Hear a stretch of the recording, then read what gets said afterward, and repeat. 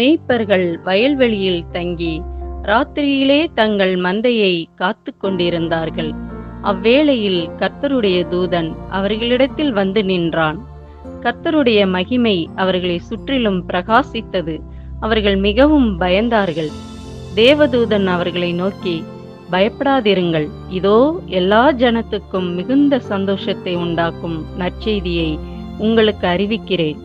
இன்று கர்த்தராகிய கிறிஸ்து என்னும் இரட்சகர் உங்களுக்கு தாவீதின் ஊரிலே பிறந்திருக்கிறார். அந்த சனமே பரமசேனையின் திரள் அந்த தூதனுடனே தோன்றி, உன்னதத்தில் இருக்கிற தேவனுக்கு மகிமையும் பூமியிலே சமாதானமும் மனுஷர் மேல் பிரியமும் உண்டாவதாக என்று சொல்லி தேவனை துதித்தார்கள்.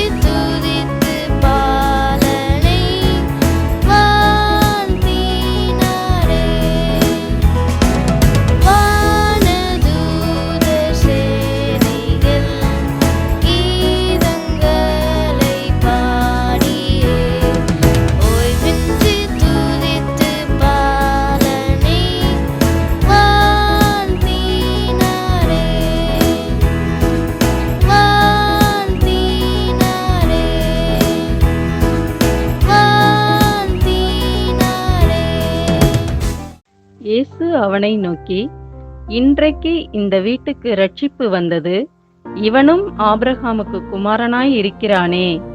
இழந்து போனதை தேடவும் இரட்சிக்கவுமே மனுஷகுமாரன் வந்திருக்கிறார் என்றார். நம்மிடத்தில் அன்பு கூர்ந்து தமது இரத்தத்தினாலே நம்முடைய பாவங்களற நம்மை கழுவி தம்முடைய பிதாவாகிய தேவனுக்கு முன்பாக நம்மை ராஜாக்களும் ஆசாரியர்களும் ஆக்கின அவருக்கு மகிமையும் வல்லமையும் என்றென்றைக்கும் உண்டாயிருப்பதாக. ஆமென். ஆண்டவராகிய இயேசு கிறிஸ்துவின் இனிதான நாமத்தினாலே உங்கள் ஒவ்வொருவருக்கும் என்னுடைய கிறிஸ்மஸ் வாழ்த்துதல்களை அன்போடு கூட நான் தெரிவித்துக் கொள்கிறேன். இந்த நாளிலும் கூட தேவனாகிய கர்த்தர் தம்முடைய வார்த்தையின் மூலமாய் வசனங்கள் மூலமாய் உங்களோடு கூட பேசி உங்களை ஆசீர்வதிப்பாராக. இன்றைய நம்முடைய தியானத்திற்கென்று தெரிந்தெடுக்கப்பட்ட வேத வசனம் லூக்கா எழுதின சுவிசேஷம் அதனுடைய 2ஆம் அதிகாரம் அதனுடைய 11ஆம் வசனத்திலே நாம் பார்க்கிறோம். தூதர்கள் வயல்வெளியிலே ஆடுகளை மேய்த்து கொண்டு அங்கு ஆடுகளை பத்திரமாக பராமரித்து கொண்டிருந்த பாதுகாப்புக்காக இருந்த மேய்ப்பர்களிடம் தூதர்கள் சொன்ன ஒரு காரியம், இன்று கர்த்தராகிய கிறிஸ்து என்னும் இரட்சகர் உங்களுக்கு தாவீதின் ஊரிலே பிறந்திருக்கிறார். தூதர்கள் மேய்ப்பர்களை பார்த்து சொல்லுகிற காரியம், இன்று கர்த்தராகிய கிறிஸ்து என்னும் இரட்சகர் உங்களுக்கு தாவீதின் ஊரிலே பிறந்திருக்கிறார். கிறிஸ்து என்னும் இரட்சகர், கிறிஸ்து என்னும் இரட்சகர் பிறந்திருக்கிறார். அதே அதிகாரம் 32ஆம் வசனத்திலே சிமியோன் என்ற பக்தன் சொல்லுகிறார், உம்முடைய இரட்சண்யத்தை என் கண்கள் கண்டன. தேவனே, உம்முடைய இரட்சண்யத்தை, நீ இந்த பூமிக்கு அனுப்பின அந்த இரட்சண்யத்தை என் கண்கள் கண்டன என்று சொல்லி அவன் சொல்லுகிறதை நாம் பார்க்கிறோம். ரட்சிக்க வந்தவர் இரட்சகர். அவர் இரட்சண்யம் மிகுந்த தேவனாய் இந்த பூமிக்கு மனிதனாய் இறங்கி வந்தார். ஆண்டவராக இயேசு கிறிஸ்து ரட்சிக்கிறவர் என்று சொன்னால் எப்படிப்பட்ட காரியங்களில் இருந்தெல்லாம் நம்மை ரட்சிக்கிற தேவனாய் இருக்கிறார். நம்மையும் நம் இல்லத்தையும் அவர் ரட்சிக்கிற தேவனாய் இருக்கிறார், மீட்கிற தேவனாய் இருக்கிறார். அந்த இயேசு கிறிஸ்து எப்படி நம்முடைய இல்லத்தை மீட்கிற தேவனாய் அல்லது ரட்சிக்கிற தேவனாய் இறங்கி வந்தார் என்று சொல்லி நாம் பார்க்கிறோம். லூக்கா எழுதின சுவிசேஷம் 19ஆம் அதிகாரம் அதனுடைய 1 முதல் 10 வரை உள்ள வசனங்களிலே சகேயு என்ற ஒரு மனிதன், அவனுடைய வாழ்க்கை ஆண்டவருக்கும் அவனுக்கும் சம்பந்தமில்லாத ஒரு வாழ்க்கை. தன் இஷ்டம் போல வாழ்ந்து வந்தான், அநியாயமா இந்த பூமியிலே வாழ்ந்து வந்தான் என்று சொல்லி வேதத்திலே நாம் பார்க்கிறோம். அப்படிப்பட்ட அந்த மனிதன் இயேசு எரிகோவுக்கு வருகிறார், அவன் இருக்கும் ஊருக்கு வருகிறார் என்றது கேள்விப்பட்ட பொழுது அவரை பார்ப்பதற்கென்று ஆசையாய் ஒரு காட்டத்தி மரத்தின் மேல் ஏறி அமர்ந்திருந்தான்.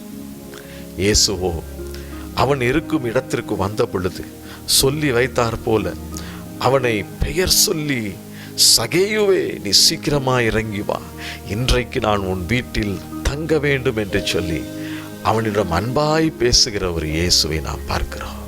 இயேசு கிறிஸ்து சகேயுவின் வீட்டிற்குள் பிரவேசித்த அந்த வினாடி சகேயுவின் வாழ்க்கையிலே ஒரு பெரிய மாற்றம்.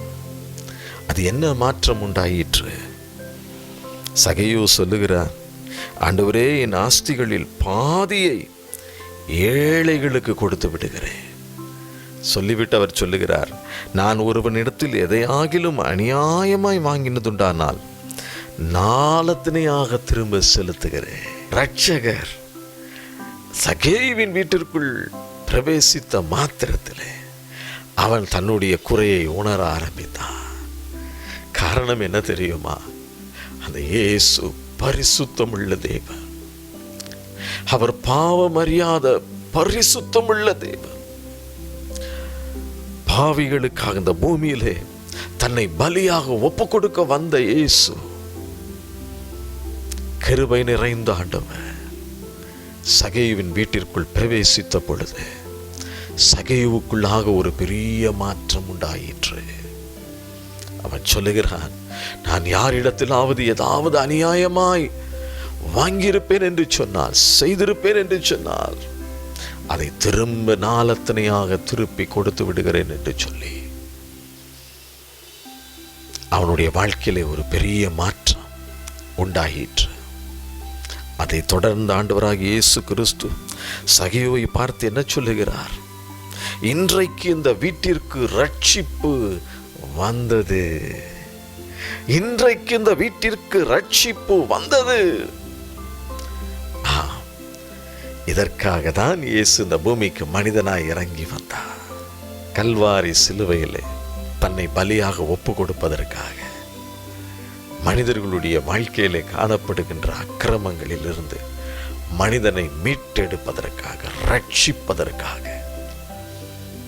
வேதம் சொல்லுகிறது, நம்முடைய மீறுதல்களின் நிமித்தம் இயேசு காயப்பட்டு, நம்முடைய அக்கிரமங்களின் நிமித்தம் அவர் நொறுக்கப்பட்டார். நமக்கு சமாதானத்தை உண்டாக்கும் ஆக்கினை அவர் மேல் வந்தது. பாவம் செய்கிற மனிதனுடைய வாழ்க்கையில் அவன் இழந்து போன அந்த சமாதானம், அந்த மெய்யான நிம்மதியை கொடுப்பதற்காக தான் இயேசு இந்த பூமிக்கு மனிதனாய் இறங்கி வந்தார். ஆகவேதான் தூதர்கள் சொன்னார்கள், கிறிஸ்து என்னும் இரட்சகர் உங்களுக்கு தாவீதின் ஊரிலே பிறந்திருக்கிறார். அதைதான் சிமியோனும் சொல்லுகிறார், உம்முடைய இரட்சண்யத்தை என் கண்கள் கண்டது ஆண்டவரே என்று சொல்லி கர்த்தருக்கு மகிமையை செலுத்துகிறார். இன்றைக்கு நாம் ரட்சிக்கப்பட்டிருக்கிறோம் என்று சொன்னார். இயேசு கிறிஸ்துவின் இரத்தத்தினால் கழுவப்பட்டு சுத்திகரிக்கப்பட்டிருக்கிறோம் என்று சொன்னார். இது அவருடைய கிருபை.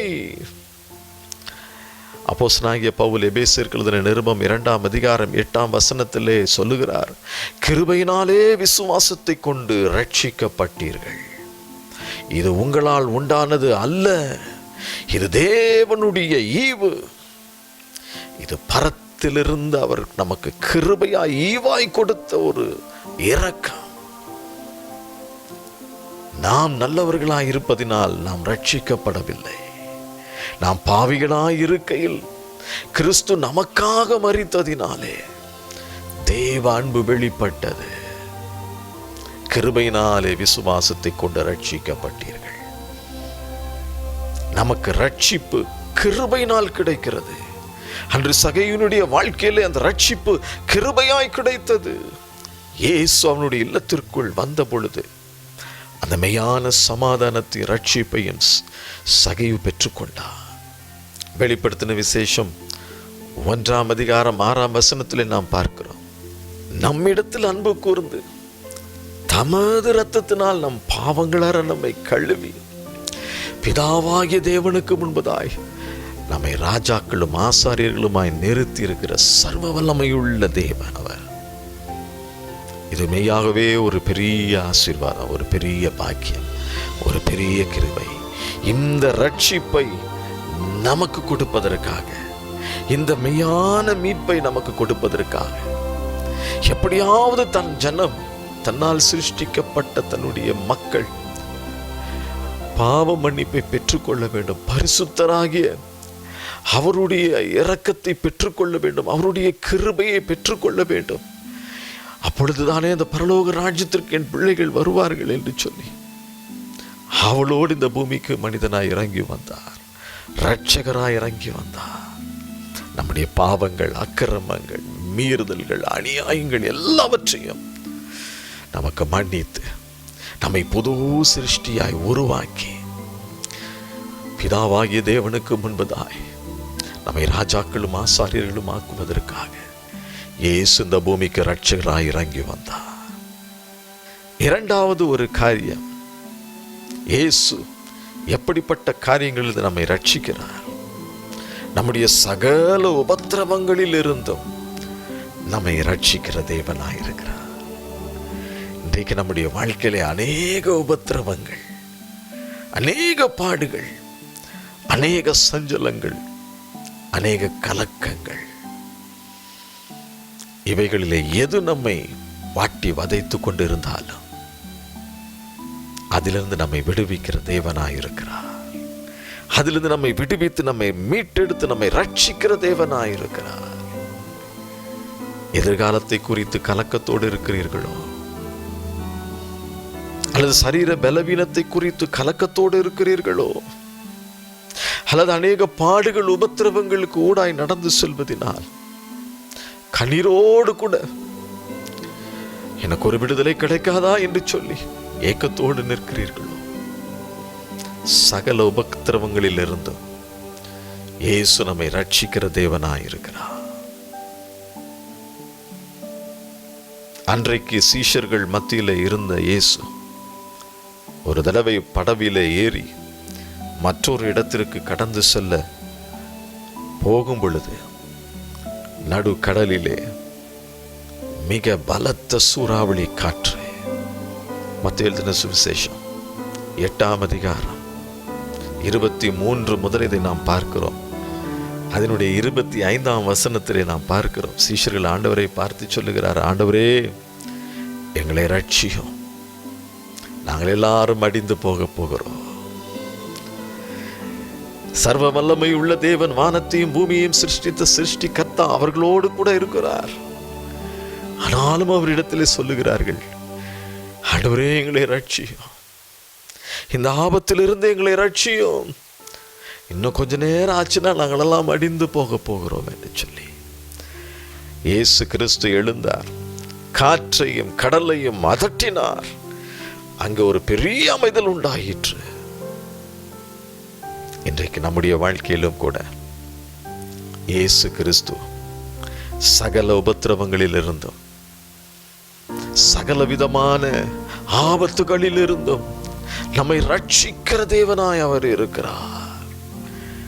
அவர் சொல்ல ஆகும், அவர் கட்டளையிட நிற்கும்.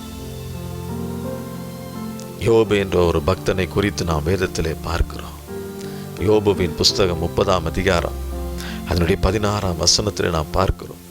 உபத்திரவத்தின் நாட்கள் என்னை பிடித்து கொண்டது என்று சொல்லி யோபு கதறுகிறதை நாம் பார்க்கிறோம்.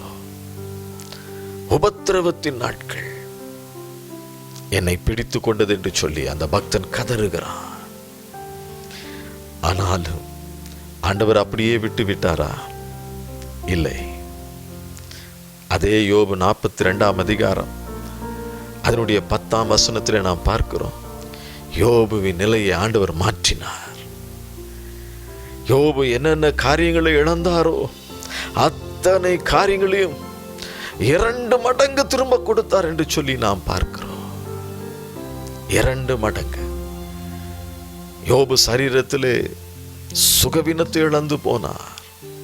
அவருக்கு ஆண்டவர் கொடுத்திருந்த அத்தனை ஆசீர்வாதங்களையும் இழந்து போனார். ஆனாலும் யோபின் முன்னிலையை பார்க்கிலும் அவன் பின்னிலையை கர்த்தர் ஆசீர்வதித்து இழந்த எல்லாவற்றையும் 2 மடங்கு திரும்ப கொடுத்த ஆண்டவர். அதே தேவன் இன்றைக்கும் உங்களுடைய சகல உபத்திரவங்களில் இருந்தும் உங்களை ரட்சித்து மீட்டெடுக்கிற தேவனாயிருக்கிறார். சங்கீதங்களின் புஸ்தகம் 22ஆம் அதிகாரம் 24ஆம் வசனத்திலே நாம் பார்க்கிறோம். உபத்திரவப்பட்டவனுடைய உபத்திரவத்தை அவர் அற்பமா எண்ணாமலும் அருவருக்காமலும் தம்முடைய முகத்தை அவனுக்கு மறைக்காமலும் தம்மை நோக்கி அவன் கூப்பிடுகையில் அவனை கேட்டருளினார்.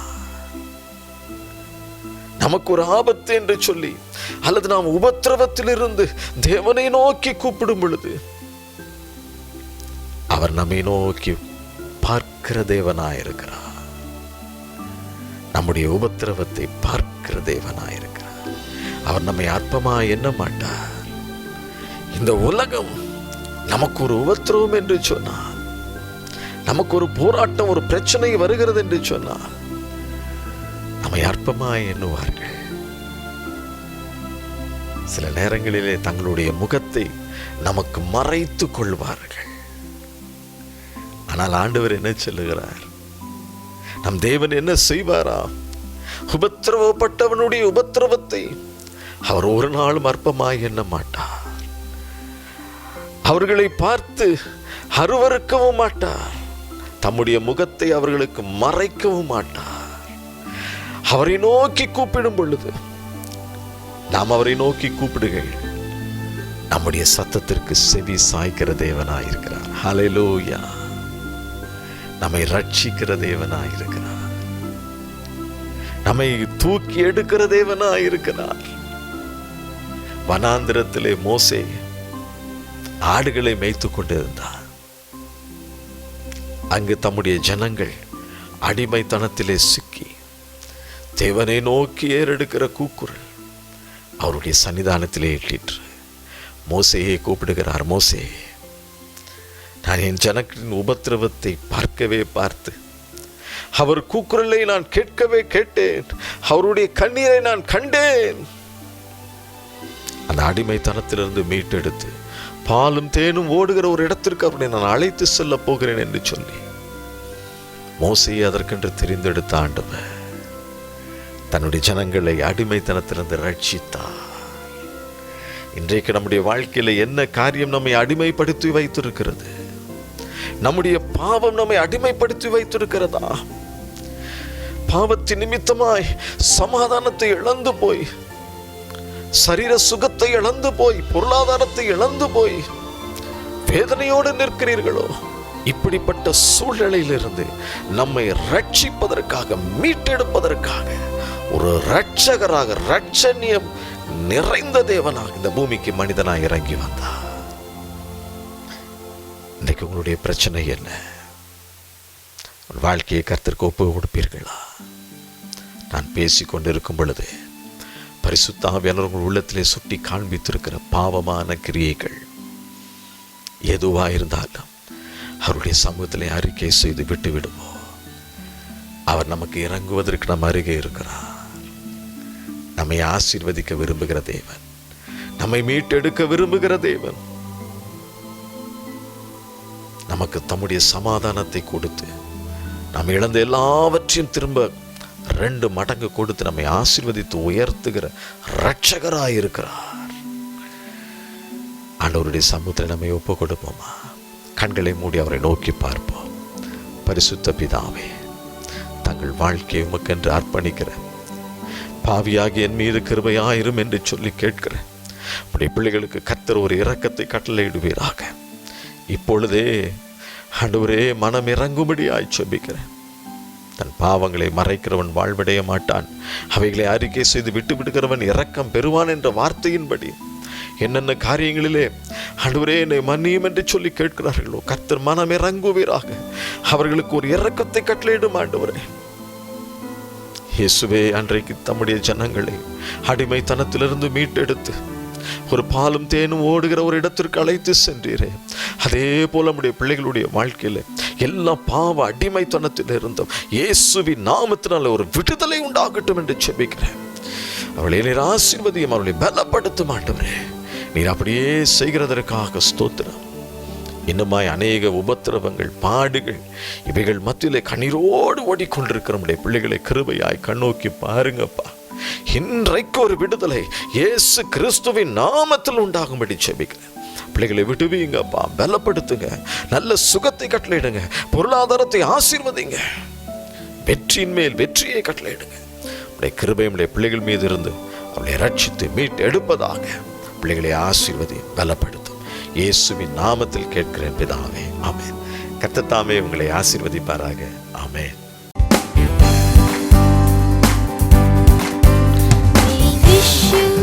A Merry Christmas. We wish you a Merry Christmas. We wish you a Merry Christmas and a Happy New Year. We wish you a Merry Christmas. We wish you a Merry Christmas. We wish you a Merry Christmas and a Happy New Year.